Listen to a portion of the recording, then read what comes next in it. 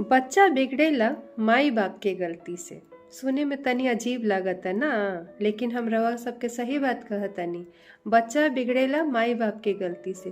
3 गो गलती हर माई बाप हमरा लागता करेला। पहला गलती का ह कि बच्चा के दूसरा के बच्चा से तुलना करे के।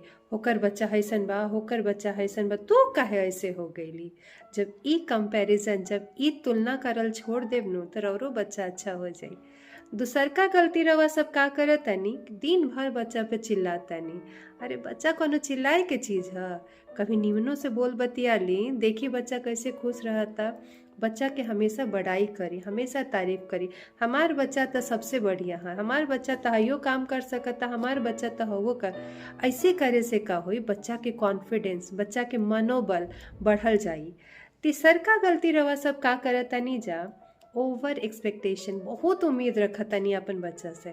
हमार बच्चा सचिन तेंदुलकर काहे नहीं के होत, हमार बच्चा धीरू भाई अंबानी काहे नहीं के होत। अरे धीरे धीरे ही न होई, सब बच्चा एक जैसा ना होला। तो हम अगर कहीं कि बिलाई काहे नहीं के पानी में तैरत, त मछली काहे नहीं के पेड़ पे चढ़त, तो सही नहीं के नु। वो हिसाब से अपन बच्चा के उम्मीद देखी, अपन बच्चा के कैलिबर देखी कि हमार बच्चा कैसे कर सकता। वो हिसाब से ओकरा धीरे धीरे आगे बढ़े दी।